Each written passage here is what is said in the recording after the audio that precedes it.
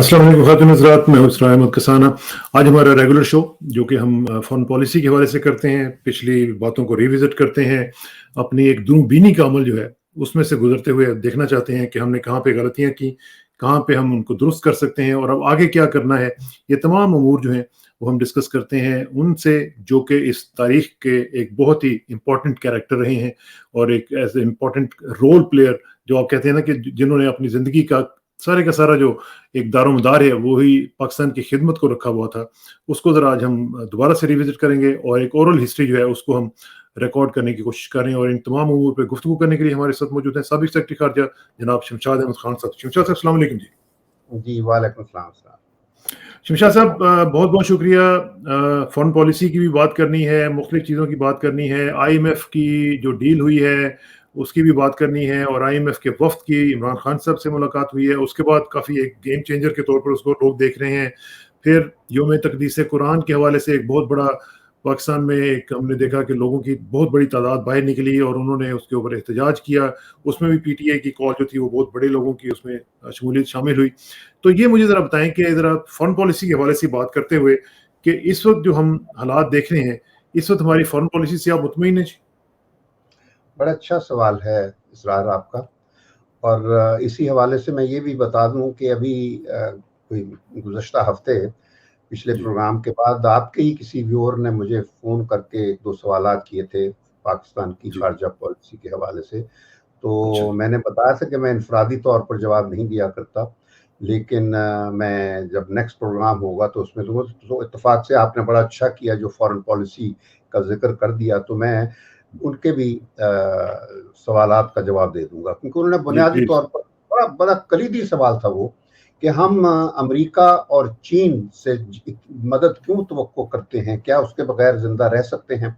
तो हुँ, उसका मैं जवाब देना चाहूँगा। और उस हवाले से प्लीज़। देखिए, जब शुरू में हमने प्रोग्राम किया था इसरार, उसमें मैंने ख़ारजा पॉलिसी के बारे में बताया था कि ख़ारजा पॉलिसी जिस तरह दूसरी सारी पॉलिसियाँ होती हैं, उस तरह नहीं होती है। किसी भी मुल्क की ख़ारजा पॉलिसी वो ठीक, बुनियादी तौर पर सम टोटल होती है उसके कौमी मफ़ादात का। जब तक वो ठीक। कौमी मफ़ादात सर्व हो रहे हैं तो उसकी ख़ारजा पॉलिसी है, और जब नहीं हो रहा है तो ख़ारजा पॉलिसी नहीं है। एक तो ये बात हो गई। और दूसरी ये है कि ख़ारजा पॉलिसी समझने के लिए आपको ये भी समझना ज़रूरी है कि आपका मकसद या आपकी क्या एम्स क्या होते हैं बतौर रियासत के। तो देखिए, दुनिया में जो है ना, एक उसूली तौर पर 3 ऑप्शंस हैं रियासतों के लिए। जिस तरह इंसान के लिए भी इसी होता है कि वो अपने आप को सेहतमंद बना ले, या हाँ, बदतमीजी करके बीमार कर ले, या फिर मेहनत करके अमीर हो जाए, या फिर सुस्ती दिखा के गरीब हो जाए। जी बिल्कुल उसी तरह ये जो रियासतें होती हैं, उनका भी जो वजूद है वो ऑर्गेनिक होता है, इंसानी जिस्म की तरह होता है। जिस तरह इंसानी बच्चा पैदा होता है, जब रियासत पैदा होती है तो बिल्कुल उन्हीं फेजेस से रियासत गुजरती है जिनसे इंसानी जिंदगी गुजरती है। यानी बच्चा पैदा होता है, होश संभालता है, उसके बाद फिर थोड़ा बहुत तरबियत लेके फिर पाँव पे खड़ा होता है, और फिर जवान हो जाता है। तो उसी तरह रियासत होता है। हमारा ये था कि कायदे आज़म ने हमें एक ऐसा मुल्क दिया था जो बहुत ही नुमायां अहमियत रखता था जोग्राफियाई तौर पर। और फिर ये कि इस्लामी मुल्क होने के नाते हम एक लीडरशिप का रोल अदा करने वाले थे, और हमने किया भी, बहुत हद तक हमने किया। और इस तरह फिर हमारे वसाइल बेपनाह थे, बेपनाह। लेकिन बदकिस्मती से फिर अगले दिन मुझे किसी ने फ़ोन किया लंदन से, ये कि शमशाद साहब साढ़े मुल्क नूं की हो गया है, कि कोई प्रीमैच्योर डिलीवरी हो गई सी, या फिर ये कोई या कब्र थी, और या मैन्युफैक्चरिंग डिफेक्ट था, और या तरबियत में कमी रह गई थी। ये मुझसे पूछ रहा था। मेरा एक बहुत हुँ, पुराना दोस्त तो मुल्क छोड़ गया, BA करके, हुँ, जुल्फी उसका नाम है, वो तो लंदन में बेचारा वो होता है अभी। अच्छा, तो मैंने उसको कहा कि भाई नहीं, ये ऐसी कोई बात नहीं थी। रियासतें सब जो होती हैं वो एक हुँ, मकसद के साथ पैदा होती हैं, और कायदे आज़म ने एक बर्र सगीर के मुसलमानों के लिए एक आज़ाद, खुद मुख्तार और खुददार ममलिकत दी थी। आगे ये हुँ, हम पर था, जो आने वाली नस्लें थीं, उन्होंने इसको कैसे रखना है। तो अब हमारा चैलेंज यही है, और 75 सालों में ये मुल्क हम इतनी एक नौइयत, खसूसी नौइयत के मुल्क हैं कि हमने हमारी पूरी जिंदगी जो है ये 75 साल ये बहरानों से भरी हुई है। मैं बता दूं आपको, यानी क्राइसिस के बगैर मैंने कभी कोई लम्हा देखा नहीं है इस मुल्क का। और उसकी वजह सिर्फ यही है, हमारी अपनी अहमियत है, तो हमारा जो नेबरहुड है जिसमें बड़ी ताकतें मौजूद हैं, हत्ता कि अमेरिका भी हमारा फिजिकल नेबर है, मैं बता दूं, क्योंकि अमेरिका अगरचे बहुत दूर है, लेकिन मैं हमेशा कहा करता हूं कि अमेरिका फिजिकली हमारा बिल्कुल उसी तरह है जिस तरह चीन हमारा नेबर है, जिस तरह भारत हमारा नेबर है। इससे हमें सबक सीखना चाहिए कि हमारी अहमियत कितनी ज्यादा है। तो बजाय हम भिखारी बन के उनके पांव घुटने पकड़े, तो हमें खुद खड़े होना चाहिए और एक आजाद मुल्क के तौर पर उनके साथ अपने रिलेशंस कंसोलिडेट करने की जरूरत है। लेकिन किसी हुक्मरान को ये तौफीक नहीं आई। भुट्टो ने कोशिश की थी, लेकिन बात यह है कि भुट्टो की जो अंदरूनी रवैये थे, एटीट्यूड थे, उसने सारे उसके जो और एम से उनको बर्बाद कर दिया था। भुट्टो ने, यानी उसने पाकिस्तान को एक भयानक क्राइसिस जब खत्म हुआ उससे पहले तो क्राइसिस खुद पैदा किया, उसके बाद जब खत्म हुआ तो यकायक वो मार्शल आर्ट यानी फौजी किरदार भी ले लिया, प्रेसिडेंट भी बन गया, फिर उसके बाद वो हर तरह से मुल्क का मालिक बन के फैसले जो करने शुरू किए मुल्क के, वो बर्बादी के फैसले थे। हम आज भी उस बर्बादी से नहीं निकले हैं। नेशनलाइजेशन जो उसने की, जिस तरीके से उसने एक ऑटोक्रेटिक कल्चर पैदा किया मुल्क में, वो सियासी कल्चर भी ऐसा था कि एक डिक्टेटरशिप में वो सब चीजें होती थी। तो आज हम वही सारे जो घनावने साए हैं ना, उनमें रह रहे हैं। तो जब बात मैं कर रहा हूँ इस फॉरेन पॉलिसी की, हमारे पास 3 ऑप्शंस होती हैं रियासत की, कि या तो हम जो कहते हैं ना कि बिल्कुल दुनिया के साथ लाताल्लुक हो जाएं, कि लोग कहते हैं ना जी, अक्सर हमारे लोग कहा करते हैं हमें, वो जी अफगानिस्तान में हमें क्यों मुदाखलत करनी है, ये करना है, वो इंडिया के साथ ये कर लो। तो वो एक चॉइस तो ये है आपके पास कि हम बिल्कुल लाताल्लुक हो जाएं, जिस तरह वो हरमट होते हैं ना, कि सक्लूजन, टोटल सक्लूजन, कि वो तो सिर्फ देखिए महात्मा बुद्ध ने आइसोलेशन इख्तियार की थी, वो एक बड़े मकसद के लिए थी, और उन्होंने ह्यूमैनिटी को उस सक्लूजन से फिर एक नया मजहब दिया, ठीक है ना। तो रियासतों के पास वो कुव्वत नहीं होती है जो मुहात्मा बुद्ध की। रियासतें जो होती हैं, जो सक्लूजन इख्तियार करती हैं, वो बर्मा, म्यांमार की हैसियत देख लीजिए कि वहां एक फौजी सल्लत आके उन्होंने दुनिया से किनारा कशी कर ली, लेकिन वो इस वजह से वो सोचते थे कि हमने चूंकि फौजी अपना इक़्तिदार रखना है कि दुनिया to hell with the world, तो वो जो सक्लूजन बर्मा ने या म्यांमार ने इख्तियार की है, वो बिला मकसद है। बर्मा अपने लोगों के लिए तकलीफ पैदा कर दिया, उल्टा नुकसान ही होता है उनका। तो मतलब आइसोलेशन कोई हल नहीं है किसी भी रियासत के लिए। दूसरा ये है कि आप डिपेंडेंस बन जाएं, और डिपेंडेंस ये है कि बड़े बड़े लोगों के से भीख मांग के अपना गुजारा करें, और ये दूसरी ऑप्शन है। तीसरा ये है कि आप अपने पांव पर खड़े हों, और peace with all, enmity with none, जो कायदे आज़म ने एक विजन दिया था हमें कि हमने जंगें नहीं करनी और हमने अमन के साथ रहना है, सारी दुनिया के साथ, अपने हमसायों के साथ। ये था हमारे कायद का विजन। और बदकिस्मती ये है कि दुनिया में वाहिद मुल्क है जिसने इन 70 सालों में सबसे ज्यादा जंगें लड़ी हैं। जंगें तो सबसे ज्यादा वैसे तो अमेरिका ने लड़ी हैं, वो चाहे साउथ ईस्ट एशिया में हो, नॉर्थ ईस्ट एशिया में हो, लैटिन अमेरिका में हो, अफ्रीका में हो, यूरोप में हो, जंगें सारी अमेरिका करवाता है। लेकिन वो तो फॉरएवर वॉर में शामिल है ना।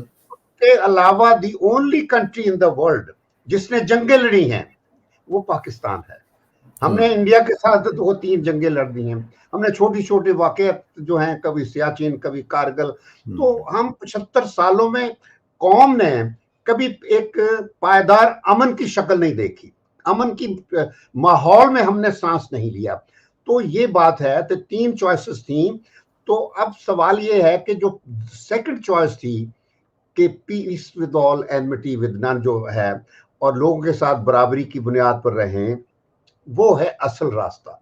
اور اگر آپ مجھ سے پوچھتے ہیں تو میں یہ کہہ سکتا ہوں کہ ہم نے اکثر قطع نظر یہ کہ کون حکمران تھا، یعنی چاہے وہ فوجی ڈکٹیٹر تھا، چاہے وہ نواز شریف تھا، چاہے وہ بے نظیر بھٹو تھی یا مشرف، لیکن بائی اینڈ لارج اسرار میں آپ کے ویورز کو یہ بتانا چاہتا ہوں کہ پاکستان کی خارجہ پالیسی اکثر جو نارمز ہوتی ہیں انٹرنیشنل نارمز اس کے مطابق رہی، اور ہماری فورن پالیسی یعنی جو بیسٹ ہم کر سکتے تھے اپنی وجود کی خاطر وہ پاکستان نے کیا۔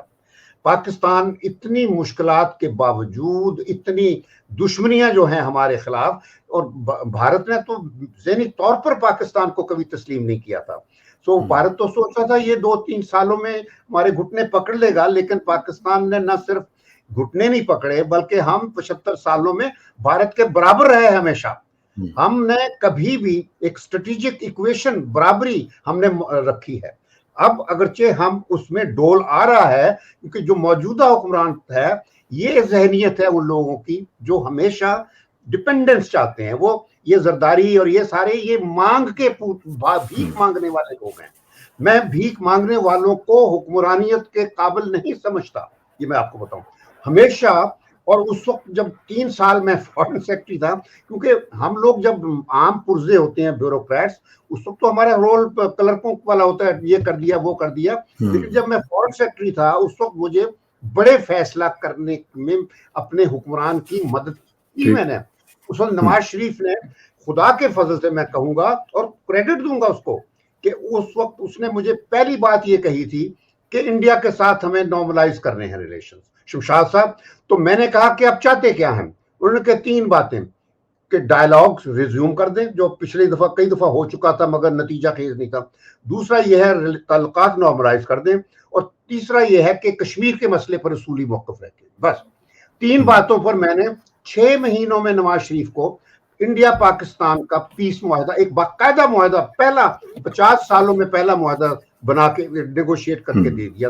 8 آئٹمز ایجنڈے پر رکھ دیے تھے، کشمیر سر فہرست تھا، پیس اور سیکیورٹی تھے، سیاچین تھا، ول اور براج تھا، تجارت تھی، ٹیررزم تھا، یہ سارے 8 آئٹمز تھے، اور وہ آج بھی معاہدہ موجود ہے۔ جس دن حالات ٹھیک ہو گئے تو ہم اس معاہدے پر پھر اور ہم نے عمل شروع کر دیا تھا۔ کارگل میں مشرف نے اس کو ڈیریل کر دیا تھا، تو یہ ایک تو بات ہو گئی۔ اچھا، باقی رہا یہ کہ اب آتا ہے، اکثر کہا جاتا ہے کہ جی پاکستان کی خارجہ پالیسی میں اکنامک کانٹینٹ بڑا کم ہے، ٹھیک ہے نا جی؟ لوگوں کو نہیں پتا کہ اکنامک کانٹینٹ ہوتا کیا ہے۔ اکنامک کانٹینٹ سے مراد میں ہمیشہ یہ کہا کرتا ہوں کہ ہماری پالیسی میں اتنا زیادہ اکنامک کانٹینٹ ہے کہ دنیا کی کسی پالیسی میں نہیں ہے، فورن پالیسی میں۔ اس کی میں مثال دیتا ہوں کہ مثلا میں 4 سال میری نوکری کے ہوئے تھے، پیرس میں میں پوسٹر تھا، تو ہم لوگ اس وقت ہمارا اکثر وقت پاکستان کی معیشت کے حوالے سے وہاں کنسورشیم کی میٹنگیں ہوا کرتی تھیں اور پتہ نہیں کیا کیا قرضوں کی معافی، قرضوں کو لینا، تو لونز اور ایڈ یہ 2 چیزیں ہمارا پیرینیل جس کو کہتے ہیں نا پکا جو ہمارا ایم ہوتا تھا، وہ ہر وقت ہم اس میں مصروف ہیں۔ دروازہ کھٹکھٹاتے تھے، اس کو کہتے تھے کہ خدا کے لیے ہمیں قرضہ دے دو، ہمارا قرضہ معاف کر دو، ہمارا قرضہ پرولونگ کر دو۔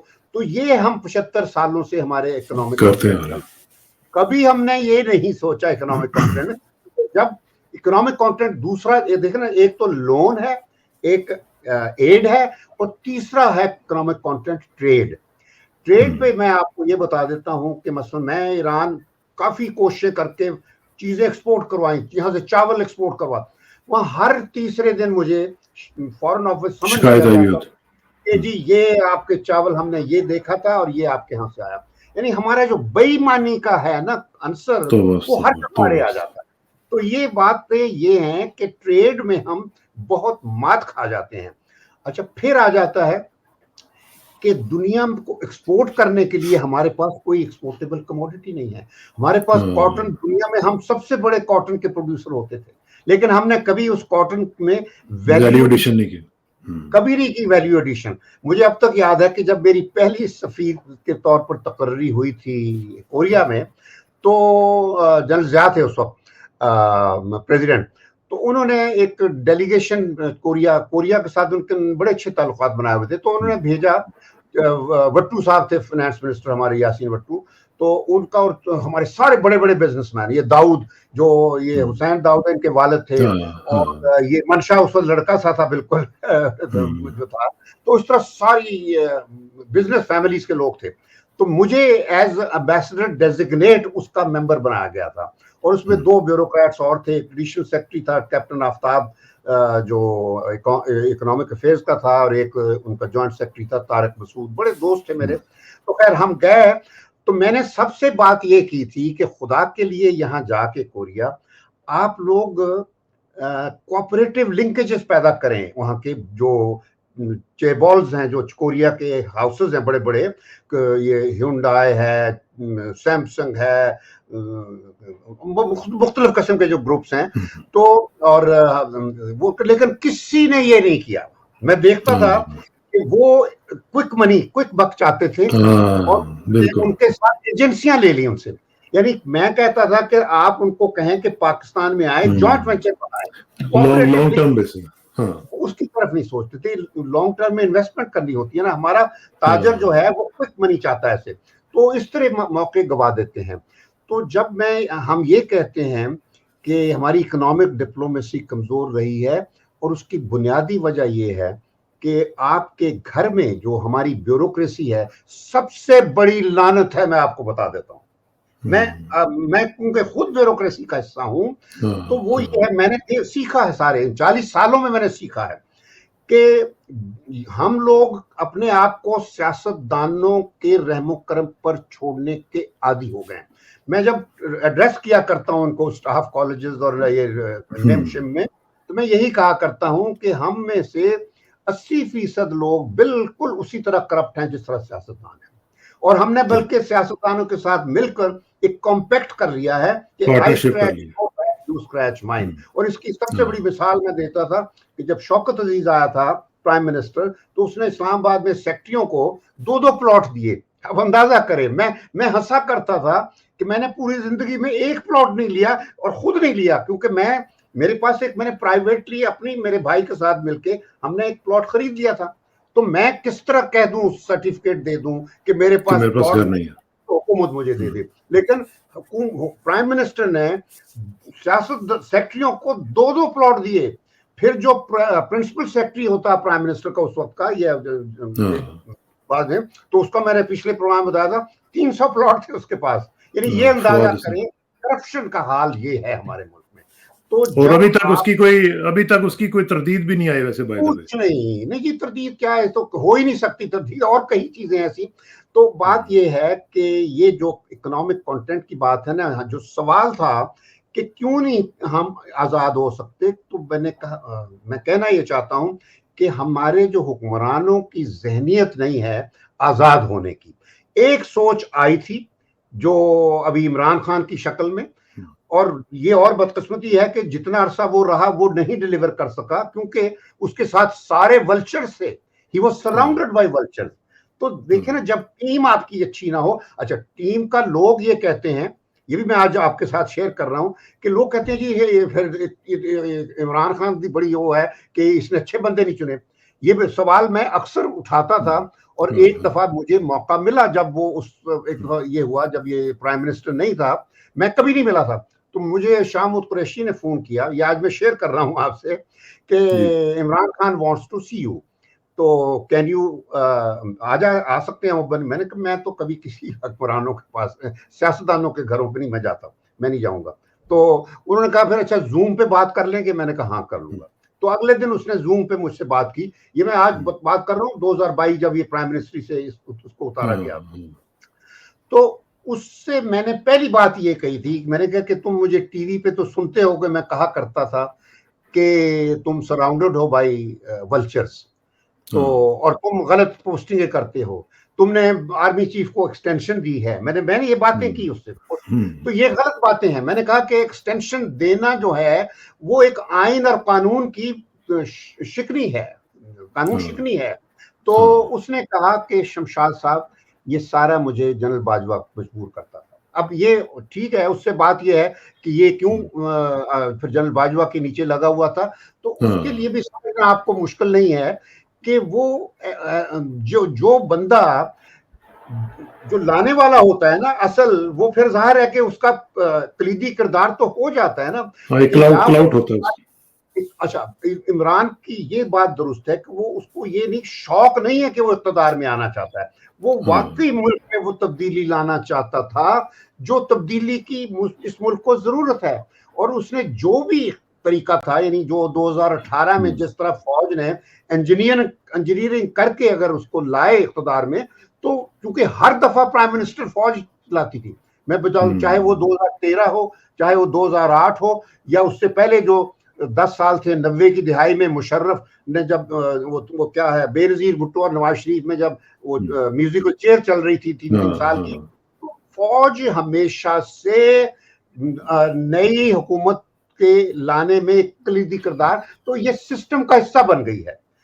اب آپ لوگوں کو یہ سوچ سمجھ لینا چاہیے بجائے چھاتیاں پیٹتے رہنے کے، یہ ہے کہ فوج ایک ایسا آپ کا کلیدی کردار ہے جس سے آپ توقع کریں کہ جو اگر اچھا بندہ ہوگا تو وہ اچھے فیصلے، مثلا اگر مشرف تھا تو اس نے اچھے 7-8 سال بڑے ملک کو سٹیبلٹی دی.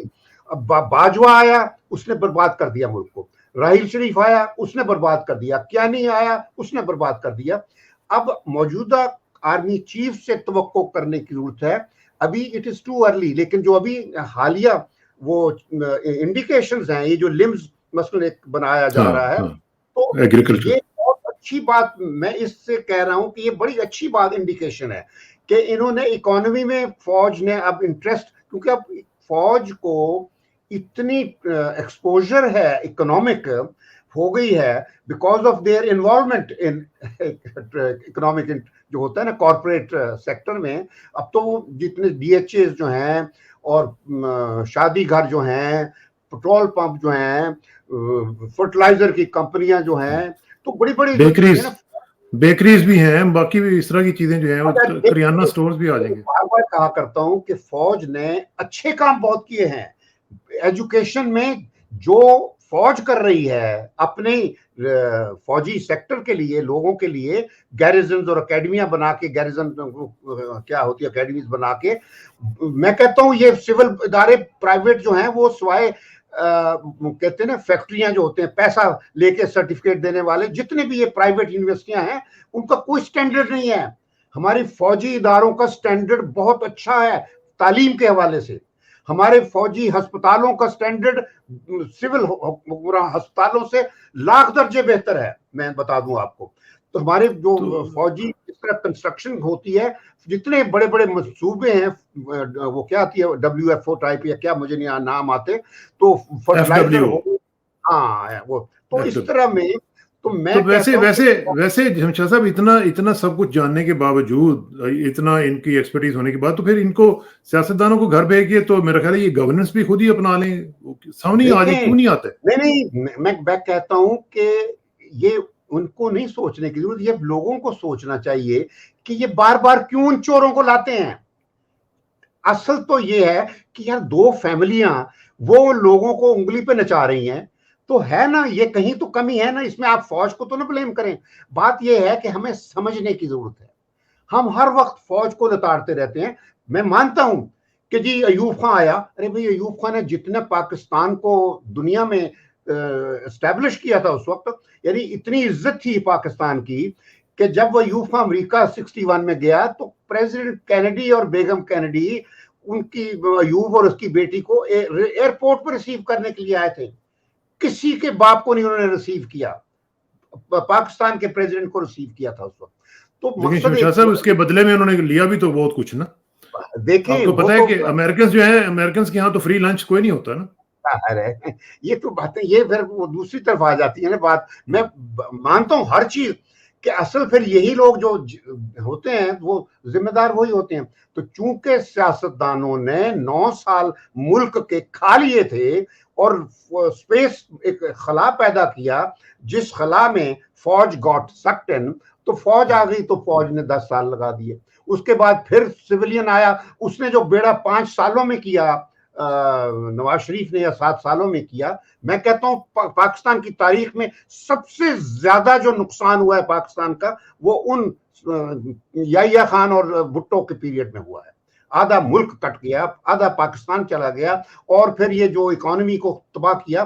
اس نے جو کیا سیاست میں مذہب کو لے کے آیا، اس نے ایک کلچر پیدا کیا. یہ جو ISI کا جو ونگ پولیٹیکل ونگ ہے یہ بھٹو نے پیدا کروایا تھا. یہ Bhutto was the architect of یہ جو آپ کہہ رہے ہیں کہ آپ یہ کہہ رہے ہیں کہ یہ ورس پیریڈ تھا، تو اسی ورس پیریڈ میں ہمارا ملک جو ہے وہ دولخت بھی ہوا، اور جس طریقے سے وہاں پہ حالات خراب کیے گئے، اور جہاں پہ آپ کو پتہ ہے وہاں پہ جس طریقے سے عورتوں کی آبرو ریزی ہوئی، جہاں پہ اتنا قتل عام ہوا، تو کیا آج ہمیں بنگلہ دیش سے معافی مانگنی چاہیے؟ میں تو دیکھیں معافی مانگنے کی تو میں ایک سٹیج ہوتا تھا کہ میں بالکل سٹینڈ عزت والا لیتا تھا، لیکن میں جو کہتا ہوں کہ ہمارے ہاں وہ چیز ہی نہیں ابھی تک آئی جو عزت اور وقار ڈگنیٹی کا رویہ ہوتا ہے، نہ سیاست دانوں میں ہے. اور سچی بات سے پوچھیں کہ یہ جو بھی پھر وہی بات آ جاتی ہے کہ جو انڈیویجول افراد ہیں فوج کے جو اس پوزیشن میں آ جاتے ہیں جب فیصلہ کرتے ہیں، ابھی تک انہوں نے سوائے اپنے ذاتی مفادات کے ملک کے لیے تو کچھ نہیں کیا نا. اس طرح کہ بھی ملک کی اکانومی بہتر کر دیں، ملک میں ڈیمز بنائیں بڑے طریقے سے، وہ سب ہم قرضے لے لے کے بنواتے رہے ہیں. تو اب وقت آ گیا. میں بار بار یہ کہتا ہوں کہ فوج نے چونکہ اچھے کام اپنے لیے کیے ہیں، عسکری ولاز کی صورت میں، سکولوں کی صورت میں، ہسپتالوں کی صورت میں، DHAs کی صورت میں، ایسی DHAs ہیں کہ دنیا میں اسرار جو ریزیڈنشل کالونیز امریکہ اور یورپ کی ہیں ان سے بہتر ہیں. یہ جس طرح گھر لیکن وہ بنتے ہیں گیٹڈ کمیونٹیز ہے نا شمشاد صاحب، اس میں وہ گیٹڈ کمیونٹیز کی وجہ سے دیکھیں کہ یہ جو آئیلینڈز بن گئے ہوئے ہیں کہ جی یہ امیروں کے گھر ہیں، یہ غریبوں کے گھر ہیں، درمیان میں دیواریں ہیں. یہ جو اپارتھائڈ کا سسٹم ہے یہ اس طرح تو نہیں ہوتا. نہیں، یہ اس وجہ سے کہ جو سیاستدان ہیں وہ اتنے خود غرض ہیں کہ وہ کوئی چیز بننے نہیں دیتے ہیں، اور انہوں نے یہ سارا ان کو اس طرح. شمشاد صاحب اس میں دیکھیں میری گزارش یہ ہے کہ جو یہ سیاستدان ہے نا، یہ آنے ہی اس طرح کے سیاستدانوں کو دیتے ہیں جو ان کو سوٹ کرتے ہیں. اب دیکھیں ایک آدمی آیا نا، ابھی آپ نے اس کا ذکر کیا، اس نے کہا کہ peace for all, peace with all and enmity with none. اس نے یہ کہا کہ اس نے کہا جی کہ ہم جنگیں نہیں لڑیں گے. اس نے اپنی انڈیپینڈنٹ پالیسی، فورن پالیسی دینے کی کوشش کی، اور آج وہ اس کی قیمت دے رہا ہے، اور آج اپنے گھر میں بیٹھا ہوا ہے اور کوئی اس کو پوچھنے نہیں جا رہا، اور کوئی روزانہ اس کے اوپر 200 مقدمے کروا دیے جاتے ہیں، ایک دن میں 44 مقدمات جو ہو رہے ہیں. تو پھر ایسے سیاستدانوں کو تو نہیں آنے دیتے نا. پھر ظاہر ہے کہ یہی تو باتیں ہیں نا جن کی وجہ سے ہم آج وہاں کھڑے ہیں جہاں پہ ہیں. تو مقصد میرا کہنے کا ہے کہ اگر ہم جس کا کام اس کو ساجے نا جی، اگر دیکھیں ان کی ایکسپرٹیز، جن کی ایکسپرٹیز ہے کہ ڈیفینس، بات تو وہی آ گئی نا. میں تو اس چیز کا بہت سب سے بڑا حامی ہوں، جس کا کام اسی کو ساجے. میں بالکل ایگری کرتا ہوں کہ اگر سیاستدان جس طرح انڈیا میں تھا، دیکھیں نا انڈیا میں پہلے 3 سالوں میں وہ کچھ کر دیا جو ہم 9 سالوں میں نہیں کر سکے. ہم نے کیا ہی کچھ نہیں. تو ظاہر ہے ہم نے ایک وائڈ پیدا کر دیا جو فوج نے لے لیا، کیونکہ اگر وہ نہ کرتی تو ملک ختم ہو جاتا، جو انڈیا کی خواہش تھی. یہ دیکھنا کی ضرورت ہے کہ یا ملک رہے گا. اگر ملک ہمارے ہاں وہ سیاستدان آئے ہیں، چاہے میں آئی اگری کہ سیاستدان فوج لے کے آیا، مثلا نواز شریف آیا، وہ جنرل جیلانی لے کے آیا تھا اس کو، ٹھیک ہے جی، ایبسلیوٹلی بالکل. ہاں مجھے اچھی طرح یاد ہے. ہم جانتے ہیں اس وقت جو کچھ یہ گھڑیاں لا کے وہاں سے لندن سے وہ دیتا تھا جنرل جیلانی کو. اس کے بعد پھر وہ اس کو فائنانس منسٹر بنوایا گیا، پھر چیف منسٹر بنوایا گیا. ہاں، تو پھر جنرل جیلانی صاحب سے پوچھنا چاہیے نا کہ آپ نے اس طرح کے لوگوں کو کیوں ہم پر مسلط کیا. آپ مجھے ایک بات بتائیں شمشاد صاحب، مجھے ایک بات بتائیں، یہ جتنے بھی سیاستدان ہیں ان کو آپ نے سلیکٹ کیا ہے، آپ نے الیکٹ کیا ہے، میں نے الیکٹ کیا ہے، یا کسی اور نے الیکٹ کیا ہے؟ ہم نے تو نہیں کیا. یہ ہماری چوائس تو نہیں ہے، ہم پہ یہ مسلط کیے گئے ہیں، اور جو ان کو سوٹ کرتے تھے وہ انہوں نے مسلط کیا. ہماری مرضی کے جو سیاستدان آنے نہیں دیتے ہیں، اس میں پھر ہمارا کیا قصور ہے؟ وقت آ گیا ہے کہ اب عوام بھی تو کچھ رول اپنا پلے کرے نا. عوام کوئی گڑیاں تو نہیں ہے نا، گڈے تو نہیں نا. عوام بیٹھے کہانیاں ڈالتے رہتے ہیں. شمشاد صاحب عوام اپنا رول پلے کرتی ہے، عوام اپنا بیلٹ باکس پہ رول پلے کرے گی نا. اب دیکھیں ان کے ہی منسٹر جو ہیں، سابق وزیر اعظم صاحب شاہد خاقان عباسی صاحب فرماتے ہیں کہ 70 کے الیکشن کے بعد کوئی ایسا الیکشن نہیں ہے جس میں ریگنگ نہیں ہوئی. تو جہاں پہ یہ حالت ہوگی تو وہاں پہ عوام کا ووٹ یا عوام کی سے کیا میٹر کرے گی؟ نہیں، میں کہتا ہوں جس قسم کے عوام ہیں اسی مطابق چیزیں ہوئی. ایک بریانی کی پلیٹ اور ووٹ. ٹھیک ہے جی. اور ایڈوانس میں ہزاروں کے شناختی کارڈ چلے جاتے ہیں, لے جاتے ہیں. یعنی یہ جو ہیں سیاستدان لوگوں کے شناختی کارڈ اکٹھے کر لیتے ہیں اور ان کو کہتے ہیں تمہیں گیس مل جائے گی. میں کہتا ہوں اصل ذمہ داری جو بنتی ہے وہ عوام کی ہوتی ہے. جیسے عوام ہوں گے نا ویسے ہی سیاستدان لائے جاتے ہیں, آ جاتے ہیں, بس یہ ہے. اور یہ اب فوج اور یہ سیاستدان مل گئے ہیں اس وقت وہ اکٹھے ہیں. یعنی دیکھا جائے تو یہ دو فیملیوں کو لانے والا کون تھا؟ وہ باجوہ تھا. اس نے ایک صحیح سوچ والے بندے کو اتار کے وہ پھر انہی کو لے آیا جن کے خلاف ان جھوٹے مقدمے چلا کے ان کو سزا دلائی گئی. اب یہ کلیئر ہو رہا ہے نا, آج کل لوگ باتیں کر رہے ہیں کہ نواز شریف کو بالکل جھوٹی سزا دی گئی ہے. دیکھیے نا یہ ہے ہمارا حال. اس میں عدلیہ بھی رول آ گیا. تو پھر اس میں قصور پھر کس کا ہوا؟ سر جی سارا آوے داوا بگڑیا جی, سارا آوے کا آوا بگڑا ہوا ہے. میں وہی کہتا ہوں کہ اور اس میں جب آوے کا آوا ہو جائے تو صرف ایک فیکٹر رہ جاتا ہے اور وہ عوامی پاور ہے, طاقت ہے عوام کی. جس طرح 1789 میں فرینچ ریولوشن آیا تھا, جس طرح 1979 میں ایران میں ریولوشن آیا تھا, اور جس طرح رشیا میں 1917 میں ریولوشن آیا, اور کبھی ریولوشن نہیں آیا. اور اس کے راستے میں پھر سب کچھ جو آتا ہے پھر وہ بہ بھی جاتا ہے نا, پھر اس کی پرائس بھی بڑی دینی پڑتی ہے. اور نہیں جی نہیں, میں تو کہا کرتا ہوں کہ ریولوشن جو ہوتا ہے وہ کوئی حل نہیں ہوتا, اس سے سیٹ اپ چینج ہو جاتا ہے, بہت کچھ اکھڑتا ہے. تو لیکن ہمارے علاقے میں ہمارے ہاں کبھی انقلاب آ ہی نہیں سکتا, بالخصوص سندھ اور پنجاب کے ہوتے ہوئے. یہ غلاموں کی نسلیں ہیں, دو صوبے, وہ جو بلوچستان اور خیبر پختون, وہ ہیں افغانستان کے کلچر والے جو آزاد ہے ذہنی طور پر. ہزاروں سالوں سے ان کو کسی طاقت نے نہیں غلام بنایا. یہ دو صوبے ہیں, یہ غلاموں کی اولاد ہیں, غلامی کا ان کا کلچر ہے, تاریخ ہے. تو خیر اب ان باتوں پر ان چیزوں کی ذکر کرنا اب بالکل ضروری نہیں ہے. میں سمجھتا ہوں لیٹس تھنک آف بیٹر کیا آپشنز. تو میں کہنا یہ چاہتا ہوں جو آج سلسلہ شروع کیا تھا کہ اکنامک, اگر آپ لوگوں آئی ایم ایف کی بھی بات کرنی تھی آپ نے, آئی ایم ایف کی میں وہی کرتا ہوں جی. آئی ایم ایف کا بہت سمپل ہے بات کہ آئی ایم ایف ہماری جو مقروض ثقافت ہے وہ اس کی ایک علامت ہے. بس یہ میں کہہ دیتا ہوں کہ ہم بغیر قرضوں کے, بغیر مدد کے ہم اپنے آپ کو سمجھتے ہیں کہ ہم زندہ نہیں رہ سکتے.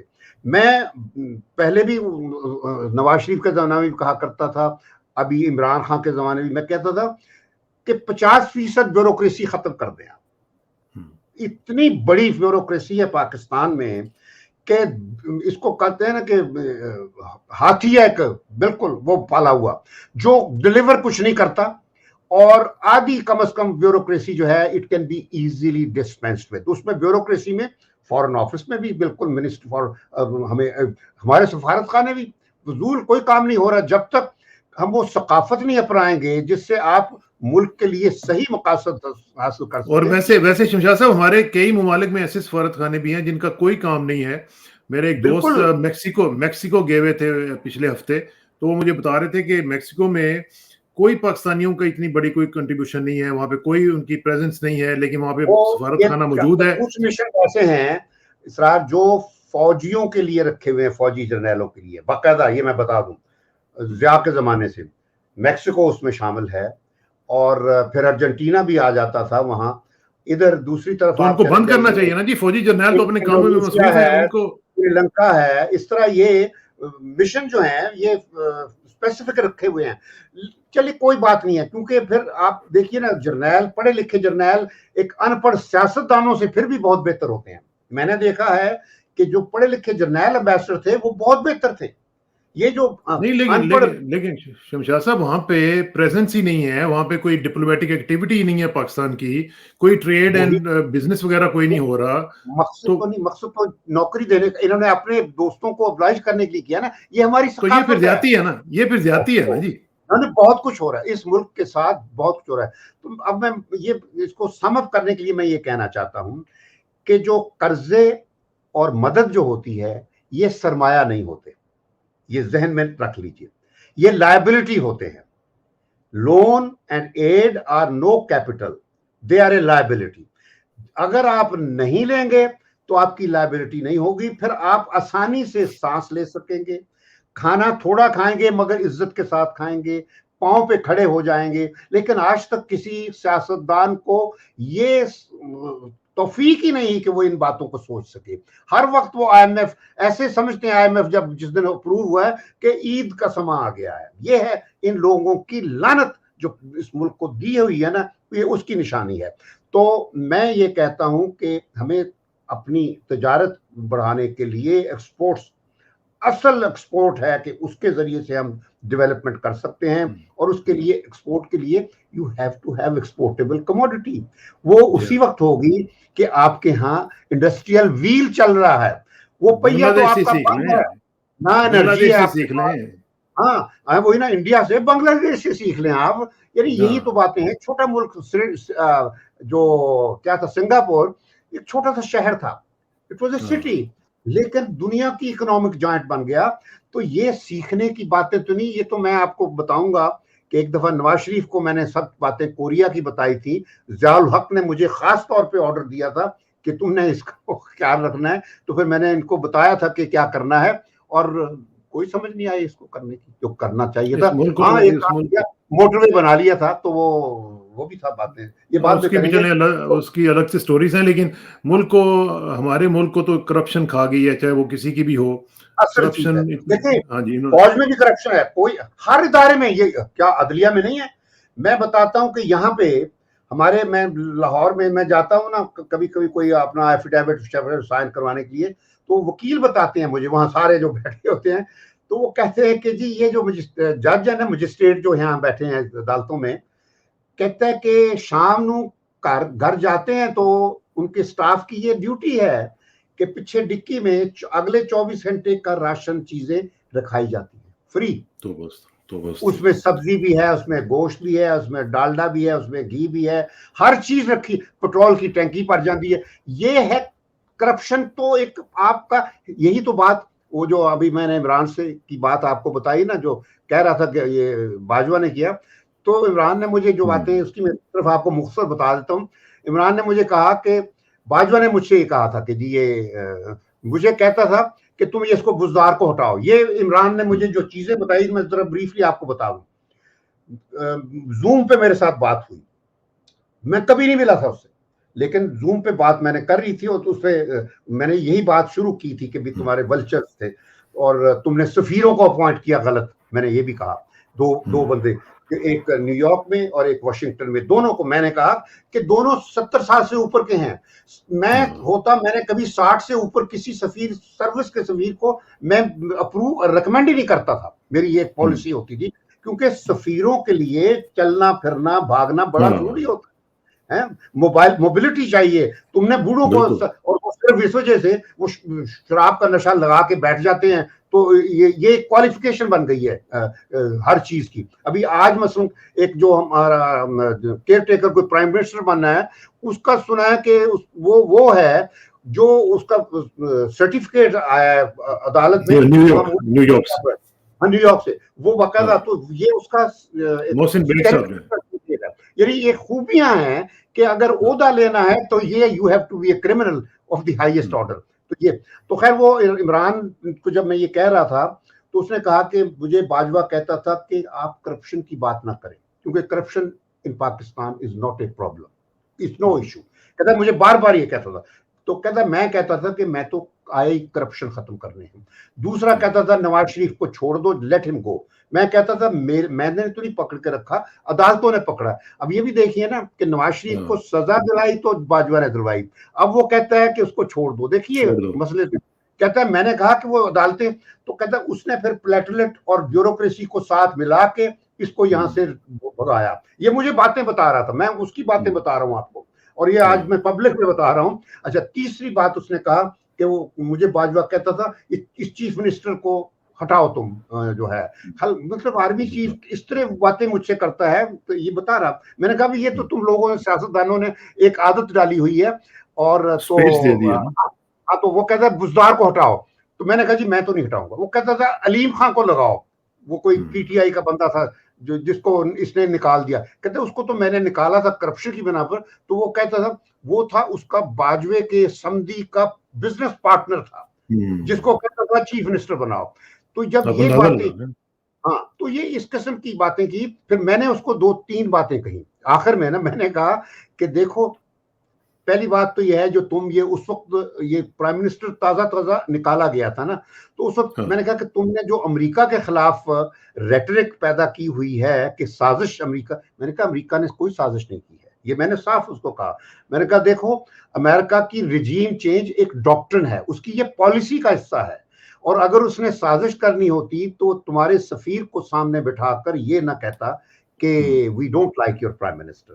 میں نے کہا وہ امریکہ نے صاف کہہ دیا ہاں سازش ضرور ہوئی ہے، میں نے کہا وہ سازش تمہارے ملک کے اندر ہوئی ہے، وہ باجوہ اور یہ دونوں شریف فیملیز اور بدماشوں کی فیملی مل گیا نا، یہ ڈیل ہو نے کی ہے، تو سازشیں، اور یہ پاکستان کی ثقافت ہے، یہ سازشیں ہم اندر سے، لیاقت کو مارا گیا تھا سازش اندر ہوئی تھی، بھٹو کو مارا گیا تھا، وہ آپ کے پریزیڈنٹ ڈکٹیٹر نے مارا، پھانسی چڑھائی عدلیہ کے ساتھ مل کے، مولوی مشتاق چیف جسٹس صاحب، تو اس قسم کے نسیم حسین نے بھی یہ بات کی ہوئی ہے۔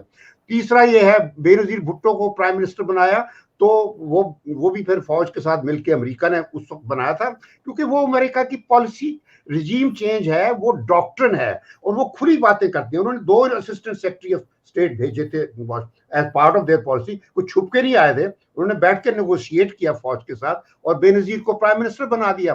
تو ان 10 سالوں میں جتنی بھی دفعہ حکومتیں بنی تھی وہ اس طرح کی سازشوں کے نتیجے میں اسی طرح کی تو سازشیں ہمارے ملک کے اندر ہوتی ہیں۔ ضیاء الحق کو مارا گیا، وہ کیونکہ امریکہ کے ساتھ اس کا ڈفرنس پیدا ہو گیا تھا کہ امریکہ افغانستان چھوڑ کے جانا چاہتا تھا کہ اب سوویت یونین، ہاں وہ کہتا تھا کہ نہیں پہلے جب تک افغانستان میں اسٹیبلٹی نہیں آتی نہیں، تو اس پہ جھگڑا ہوا، اور وہ پھر امریکہ نے نہیں، وہ یہاں ہمارے ہاں سازش کر کے کسی نے مارا، کیونکہ اس میں تو امریکہ کا سفیر بھی مار دیا گیا تھا، ٹھیک ہے نا، امریکہ کا سفیر تھا اس کے سجا کے ساتھ۔ تو مقصد میرا کہنے کا ہے کہ امریکہ ساتھ یہ میں نے اس کو یہ بات بتائی۔ دوسرا میں نے کہا کہ فوج ہمارا سب سے بڑا ایسٹ ہے فوج، یہ میں نے اس پہ عمران کہا تھا، اور تم فوج کے خلاف کوئی ریٹرک نہیں کرو گے، یہ اس کو میں نے زور ایمفسائز کیا۔ پھر انہوں نے مجھے کہا کہ امریکہ کے ساتھ کین یو ہیلپ اس، میں نے کہا میں تو کوئی بندہ نہیں ہوں ابھی آج کل، آپ بہتر یہ ہے کہ آپ کی پارٹی ہے وہاں پہ، اور ظاہر ہے دے آر ویل پلیسڈ، وہ انگیج کریں امریکہ کو، وہاں تو فری ہے سارا چیزیں کریں، اور آپ امریکہ کا نیا سفیر آیا اس کے ساتھ انگیج کریں۔ تو یہ دونوں باتیں ایک ہفتے کے اندر میں نے دیکھا کہ اس نے فوج کے خلاف اس نے بات کرنی بند کر دی تھی، اور امریکہ کے خلاف اور امریکن ایمبیسڈر سے انگیجمنٹ کر لی تھی۔ تیسری بات میں کہی جس پہ اس نے عمل کسی وجہ سے نہیں کر سکا، میں نے کہا تھا کہ اگر تم نے کوئی لڑائی لڑنی ہے تو سسٹم کے اندر رہ جو سیولائز طریقہ ہوتا ہے، سسٹم کے اندر رہ کے کرنا، تو بس وہ سسٹم کے اندر سسٹم سے باہر نکل گئے، اور اس میں مجھے لگتا ہے یہ نہیں، یہ اس نے کبھی بھی یعنی وہ اس قسم کی جو وائلنس ہے اس پہ کبھی کسی کو نہیں انسپائر کیا۔ یہ اس کے جو کھلاڑی تھے جو اب سب چھوڑ گئے ہیں، دیکھیے نا یہ بھی بات، جو سب چھوڑ گئے ہیں نا وہ تھے جو اس کو جنہوں نے کہا کہ اسمبلیوں توڑ دو، یہ کر دو، وہ کر دو، تو اس طریقے سے سسٹم سے باہر رہ کے گیا تو یہ سارے کرائسس پیدا ہو گئے۔ تو بہرحال میں تو ملک کی بہتری کے لیے آج میں یہ کہوں گا کہ ہمیں حقیقت ماننی ہے کہ فوج ایک ایسی ریالٹی ہے کہ آپ اس سے منہ دوسری طرف نہیں کر سکتے، ہمیں فوج کی عزت کرنی ہے، کیونکہ ایک فوج ہماری ثقافت کے اندر فوج کا ایک خاص احترام ہے۔ پھر وہی جب بات آ جاتی ہے کہ شہادت جو ہوتی ہے نا، شہیدوں کا جو لہو ہوتا ہے وہ ہماری قوم کو زندہ وہ رکھتا ہے، تو اس وجہ سے ہمیں اپنی یہ ٹو وے ٹریفک ہونی چاہیے نا جی، فوج کی عزت ہم کرتے ہیں، فوج ہماری عزت کرے۔ نہیں فوج تو کرے گی، میں بتاؤں دوں جو عام آدمی ہے اس کو تو یہ بھی نہیں پتا کہ نواز شریف کیا چیز ہے، زرداری کیا چیز ہے۔ اب اگرچہ جو پڑھتے ہیں لکھنے پڑھنے والے ہوتے ہیں، لیکن ہماری فوج 6-7 لاکھ لوگ ہیں، تو اصل جو ہوتی ہے نا فوج، اصل بدقسمتی ہماری یہ ہے کہ ایک ون مین آرمی کا کلچر شروع ہو گیا ہے پاکستان میں، in like everywhere else in the world.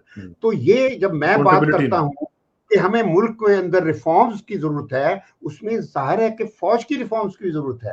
ہمیں ڈسکریشن جو ہے نا آرمی چیف کی اپوائنٹمنٹ کی، جو پرائم منسٹر کی، وہ ختم کرنی چاہیے۔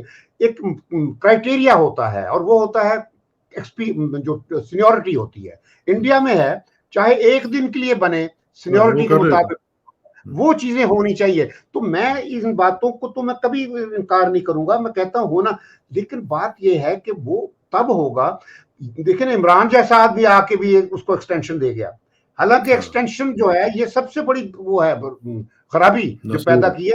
اس کے ذریعے ان سیاست دانوں نے, یہ دونوں فیملی باہر کی شریفوں اور بدماشوں کی, اور یہ تیسرا عمران نے بھی, کہ اس ایکسٹینشن دے کے فوج کو پولیس بنا دیا ہے اور آرمی چیف کو پولیس کا آئی جی بنا دیا ہے. اور اس کا امپیکٹ یہ ہوگا کہ جب بھی کوئی نیا آرمی چیف آئے گا وہ آتے ہی اپنی ایکسٹینشن کے چکر میں پڑ جائے گا کہ میں نے سیکنڈ ٹرم کر سکتا. یہی ہوا جی, کیانی کے بعد یہی چلتا رہا, اور وہ اس کو راہیل کو اس نے نواز شریف نے ایکسٹینشن نہیں دی, اس کو سعودیوں کی گود میں بٹھا دیا تھا. وہ ہی لوڈ اٹ, وہ وہاں جا کے پیلس مل گیا, جہاز مل گیا, عیاشیاں کر رہا ہے.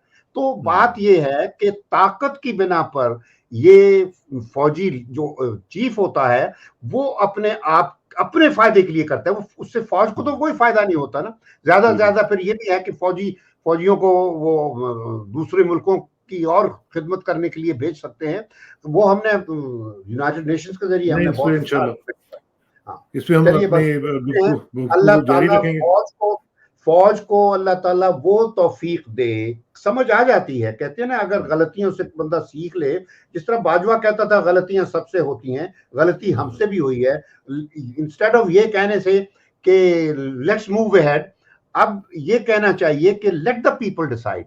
جب آپ کہتے ہیں نا کہ یہ ٹھیک ہونا, تو اصل مسئلہ کا حل اسی صورت میں ہے کہ لوگوں کو فری اور فیئر الیکشن کے ذریعے سے اپنی لیڈرشپ کا انتخاب کرنے دیں, تو سب کچھ, فوج بھی درست ہو جائے گی, عدلیہ بھی ٹھیک ہو جائے گی. عدلیہ کا بھی بہت رول ہے خراب, میں بتاؤں اس میں بھی کسی دن ایک پروگرام ہمیں کرنا چاہیے. ہاں, آپس میں بڑے وقت آتے تھے جب بھی حکومتیں چینج ہوتی, مجھے اشارے دیتے تھے کہ آپ آ جائیں کیئر ٹیکر. میں کہا میں تو کبھی سوال ہی پیدا نہیں ہوتا کسی چیز, میں یہ کیئر ٹیکر کیا, میں نے اب آنا ہی نہیں ہے, کیونکہ میں تو فیصلہ کیا کہ میں نے کوئی کام نہیں کرنا.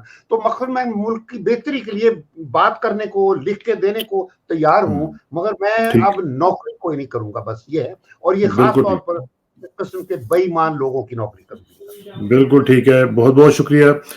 میں آپ کی باتوں سے ایک امید ضرور لگاؤں گا کہ انشاءاللہ پاکستان کے حالات بہتر ہوں گے, اور پاکستان میں عوام جو ہے وہ اپنا رول پلے کریں گی, اور اپنا جو ایک ڈرائیونگ سیٹ پہ عوام جب تک نہیں آئے گی اس تک معاملات حل نہیں ہوں گے. اور ہمیں سب کو پر امید رہنا چاہیے. مجھے وہ بلکہ ایک پروورب یاد آتا ہے, ایک بڑا مشہور پروورب ہے, وہ کہتے ہیں کہ just when the caterpillar thought the world was ending he turned into a butterfly. ٹھیک ہے نا, تو جب بھی مایوسی ہو تو یہ یاد رکھیں کہ اس کے بعد رات کے بعد سحر ہونی ہوتی ہے, اور وہ ضرور انشاءاللہ ہوگی. بہت بہت شکریہ شمشاد صاحب, جلدی ملاقات ہوگی انشاءاللہ. اسرار, وہ جو ڈیپینڈنس والی بات میں کلیئر کر دوں کہ جو اکنامک, کسی نے جو سوال کیا تھا چائنا اور امریکہ کے, ہم ان کے سے کیوں توقع کرتے ہیں کہ وہ ہماری مدد کریں, تو میں یہی کہتا ہوں کہ ہمیں ان کے اوپر خود کو ڈیپینڈنٹ نہیں کرتا. وہ چائنا ہو یا امریکہ, یہ پکا ہوتا ہے کہ جب آپ کسی سے امداد لیتے ہیں اس کے بدلے میں آپ اپنی آزادی کھو دیتے ہیں. اور امریکہ کا صدر جو جارج واشنگٹن, اس نے بھی یہ کہا تھا کہ nations that leave themselves at the mercy of other powers no longer remain sovereign. تو بس یہ ہے کہ ہم نے چین سے اگر لینا ہے تو اس کا مطلب یہ نہیں کہ ہم اس کا غلام بن جائیں, امریکہ کا غلام نہ بنے. اور جو بھی تعلقات ہوں وہ لینا دینا ہوتا ہے. اب چین سے جو کچھ لے رہے ہیں اس کے بدلے میں ہم گوادر کے ذریعے چین کو بہت بڑی ایکسیس دے رہے ہیں, تو وہ ایک باعزت ہے. اور چین اور امریکہ میں ایک فرق, بنیادی اصرار یہ ہے کہ امریکہ نے آج تک ہمیں ایک بھی اسکول یا کالج یا یونیورسٹی یا ہسپتال یا برج یا ٹنل یا ڈیم نہیں بنا کے دیا. یہ سن لیجئے امریکہ نے. لیکن چائنا نے جو کچھ بھی پاکستان میں کیا وہ کسی ایک حکمران کے لیے نہیں کیا, کسی ایک فرد کے لیے نہیں کیا, انہوں نے پاکستان کے لوگوں کے لیے کیا, عوام کے لیے کیا ہے. وہ چاہے ڈیمز ہوں, سڑکیں ہوں, برجز ہوں, یہ سی پیک کے ذریعے جو کچھ ہو رہا ہے, کراکرم ہائی وے, مشین ٹول فیکٹریاں دیکھ لیجئے, جاب لاکھوں کی تعداد میں. تو چین جو کچھ کرتا ہے وہ پاکستان کے عوام کے لیے کرتا ہے.